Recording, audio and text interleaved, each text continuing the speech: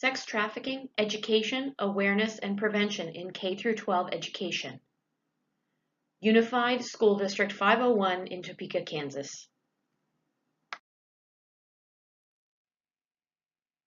Human trafficking is big business. In 2015, trafficking generated $150 billion. That was more than the revenue of Google, Starbucks, Nike, and the NFL combined. Every minute, somewhere in the world, a woman or child becomes a victim of sex trafficking. Often, victims are trafficked more than once, kept as investments, and can be worth approximately $30,000 each. In the late 90s, human trafficking was brought to the forefront, and the United Nations adopted the Palermo Protocol, setting regulations for trafficking prevention. This was the first international law against sex trafficking. This industry is the fastest growing criminal enterprise in the world. It is also one of the most lucrative businesses. The U.S. has a culture that normalizes and promotes sexualization. That fuels human trafficking. The internet provides anonymity that allows perpetrators to mask their bad intentions. It also provides easy access to vulnerable young people who can be easily swayed by false online personas and manipulation. Sites like Backpage.com make it easy to buy and sell victims of sex trafficking. The demand is so high that in Phoenix, during the same reporting period from 2 years, the ads for sex increased by almost 60% due to hosting the Super Bowl. Sex trafficking takes place in every state in the nation. Though the rates of occurrence are higher in metropolitan areas, in more rural communities, sex trafficking victims were more often trafficked by parents or family members. The Trafficking Victims Protection Act was passed in 2000. It is also known as the TVPA of 2000. This act defines sex trafficking as the recruitment, harboring, transportation, provision, obtaining, patronizing, or soliciting of a person for the purposes of a commercial sex act, in which the commercial sex act is induced by force, fraud, or coercion, or in which the person induced to perform such an act has not attained 18 years of age. The 3 Ps are the goal of this act. They are prosecuting traffickers, preventing trafficking, and protecting victims and survivors. Traffickers target specific types of individuals: people with a lack of stability, foster children, people with low self-esteem, people struggling with substance addiction, and people with small or no support network. Those youth that do not have the stability of a home or who may move from hotel to hotel are of interest to traffickers because they are easier to lure in with the promise of shelter and food. The youth at the greatest risk are those in the foster care system, as they are often the forgotten children. Traffickers also look for youth that portray low self-esteem and ones who can be easily manipulated. They will buy the trust and love of the victim by pretending to be their friend or boyfriend, and then betray that trust by trafficking them. Traffickers also target minors who want to be loved. They fill that void and then proceed to traffic them. Sometimes victims are targeted because they are using substances of some kind or because they are in treatment for addiction. Addicts or those recovering are more likely to be persuaded to do things for the promise of drugs. Frequently, traffickers will get victims addicted to opiates or other substances to manipulate and control them for sexual exploitation.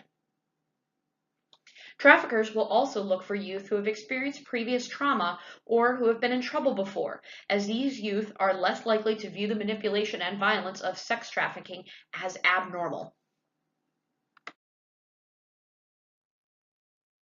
One of the biggest issues in resolving the problem of trafficking is that providers focus on the victimization, but sometimes neglect issues that initially made someone vulnerable to trafficking in the first place.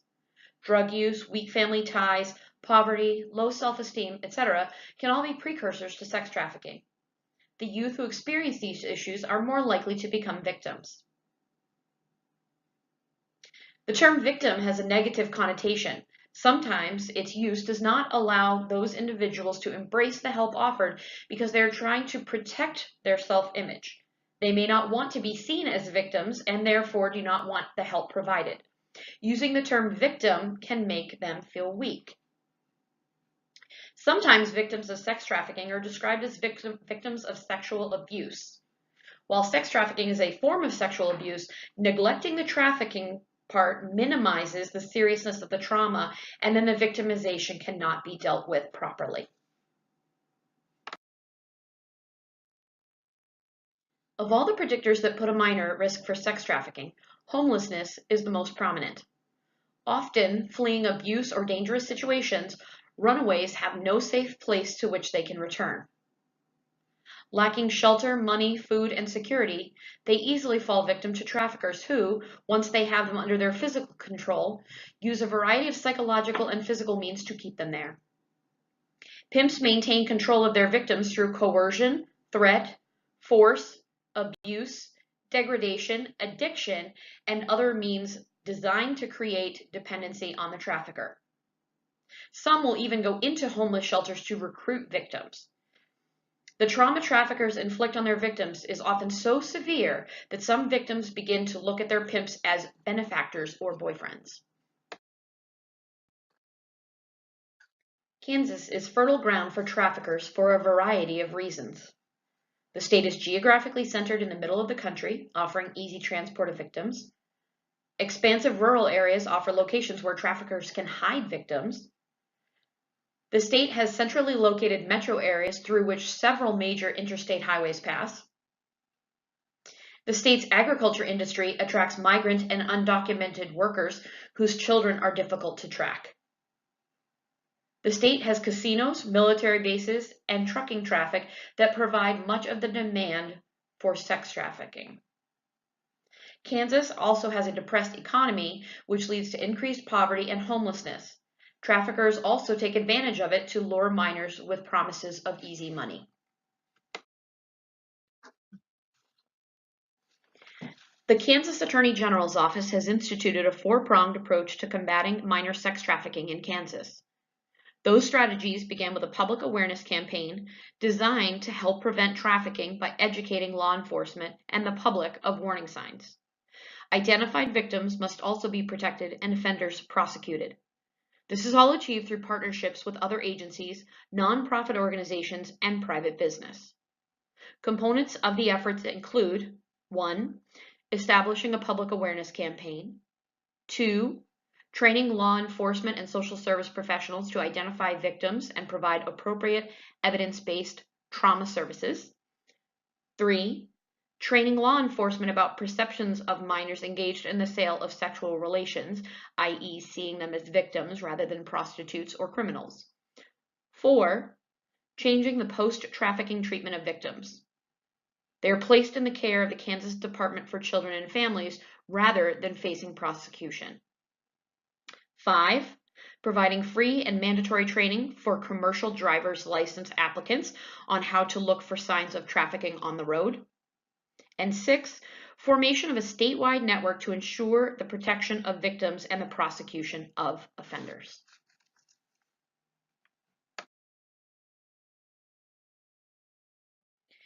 The Topeka Center for Peace and Justice has created a public education program called STARS, which stands for Stop Trafficking and Reject Slavery. The group works with educators, clergy, and law enforcement to provide public presentations in schools and churches to raise awareness about trafficking among Topeka citizens. The Topeka Rescue Mission, Restore Hope, partners with the City of Topeka to identify and remove situations that can facilitate trafficking. Law enforcement conducted raids on prostitution operations in Salina, Lawrence, and Topeka in the spring of 2018, and 5 people were indicted. In the last 2 years, the Topeka Rescue Mission has provided shelter and security to 130 sex trafficking victims as part of its Restore Hope ministry. Although some groups are more likely to encounter a minor trafficking victim, any one of us could meet a victim at any time. That's why it is important to know the signs and contact law enforcement if trafficking is suspected. Once a child has been positively identified as a trafficking victim, they can be moved to a safe place where they can receive the medical, social, and therapeutic services they need. Groups that would typically provide support in these areas are victims advocates, district attorneys, faith-based programs, housing programs, healthcare services, social services, substance abuse programs, and sexual assault programs. The Kansas Attorney General's Office has instituted a public awareness campaign. This campaign includes print media and broadcast media, promotion of the National Human Trafficking Resource Center's reporting hotline, and public presentations in communities and schools by the Kansas Attorney General's Office and law enforcement. The Attorney General's Office has also formed a Human Trafficking Advisory Board to develop trainings for law enforcement, social workers, media outlets, educators, and the general public. The law enforcement community is vital in combating and in particular preventing human trafficking. In July 2016, Kansas established written protocols for officer response to juvenile trafficking and sexual exploitation crimes. The protocol has 4 distinct steps, including taking the child into custody, contacting the Department for Children and Families, determining the appropriate placement, and transporting the juvenile. KSA 75-756 is the statute that requires the Kansas Attorney General to coordinate sex trafficking training for law enforcement.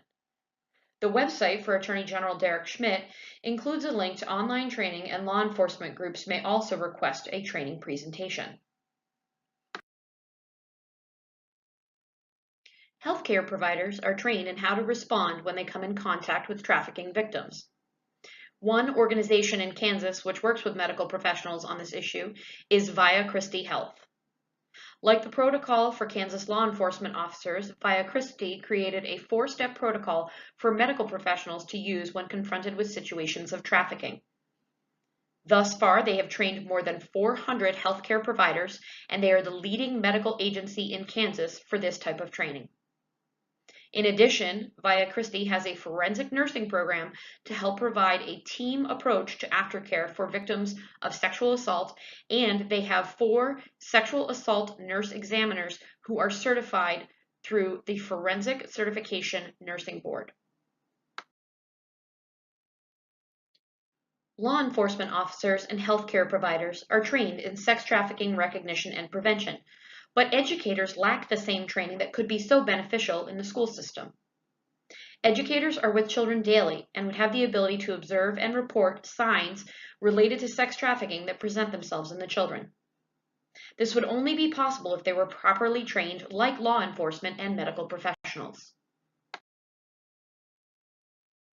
Educators do matter in the fight against trafficking. According to the National Center for Education Statistics, Kansas children spend an average of 178 6.8-hour days in school. Children spend almost as much time at school as they do at home, and in some cases see school staff more than their parents or guardians. In cases where an educator sees a child more than their guardians, it is paramount that they know the signs of a trafficked minor. The children who tend to see school staff the most are often the ones already at risk for becoming victims of trafficking. Additionally, the child's guardians are less likely to recognize issues simply because they spend less time together. Kids trust most educators, and as such, they often share information with them, including material that they do not or will not share with their guardians. All U.S. states and territories have laws requiring people in certain professions to report suspected abuse and/or neglect.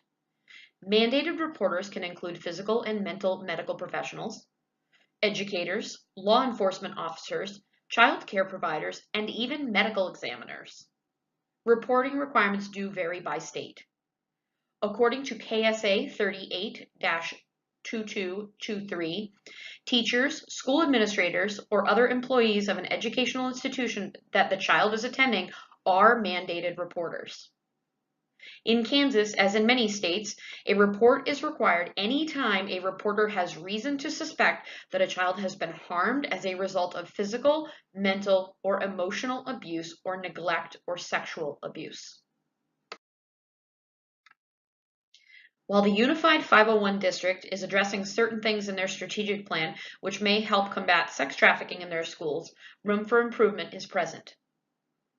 In their strategic plan, They include Objective 1.2, subsection 4, which states that all of the youth will be met with appropriate interventions and trauma-informed care. An increase in trauma-informed care can reduce trafficking risk factors and can increase positive behavior, leading to a decrease in risk factors for trafficking. Objective 4.1, subsection 1, says that the district will provide comprehensive services that address mental health and behavioral health needs. These interventions may be beneficial to identifying students at risk for being trafficked, as well as providing wraparound services for existing victims. Objective 4.1, subsection 2 explains that all educators will be trauma-informed. This should assist victims in feeling that they are understood.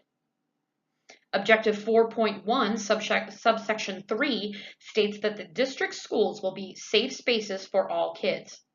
This could help potential victims or minors who have already been trafficked feel safe enough to share with educators and ask for help.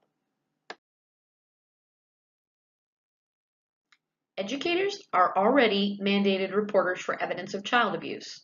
With extra training, specifically in sex trafficking, they could rescue some of the trafficked children who pass through the Topeka education system. We recommend the district provide at least 30 minutes of training per academic year that is specifically about human trafficking. Unified School District 501 could utilize some of the many training resources that already exist. For example, Polaris is a nonprofit organization whose mission is to eradicate human trafficking. They offer a free 35-minute video with objectives to define trafficking, identify its signs, suggest responses when it occurs, and share prevention strategies. Another organization, Prevention Organized to Educate Children on Trafficking, otherwise known as Protect, has trainings for teachers and curriculum that can be used to help educate children about prevention and safety. In April 2018, the City Council of Topeka decided to partner with local agencies and Freedom Now USA to help end trafficking in the community. So they already have organizations that are ready to work with them to prevent human trafficking. The U.S. has an estimated 2 million victims of human trafficking, with more being added each year. The percentage of people who are prosecuted and then convicted on sex trafficking charges is 0.0003%. Children should be able to be children when they are young. Victims of trafficking are often running away from abusive situations at home. When they are hungry and alone, they become a prime target for traffickers who promise companionship and the food and shelter they crave. The psychological damage from victimization can be so severe that rescued victims will often flee a safe place to return to their pimp because they look upon them as an intimate friend or partner. This victimization is precisely what we need educators to help prevent. There are a variety of support resources available on the topic of trafficking. Having handouts and materials readily available is fundamentally important in helping to quickly address and refer back when a situation may arise that indicates possible sex trafficking. The Safe Start Center has a handout with tips for teachers regarding trauma-informed care for children exposed to violence. This handout should be available at all schools, and in particular in teachers' lounges. Safe Supportive Learning also has a document called Human Trafficking in America's Schools that addresses how schools can be safe havens for those at risk for trafficking and how to prevent this from happening through resources, student connection, and education. HelpingTraffickedPersons.org offers free online training and webinars to address human trafficking and provides pointers and referral services about how and when to step in and take action. Prevention Organized to Educate Children on Trafficking, otherwise known as Protect, offers teacher training and materials. Lastly, the Office of Justice Programs Office for Victims of Crime offers online training courses in victim assistance and prevention.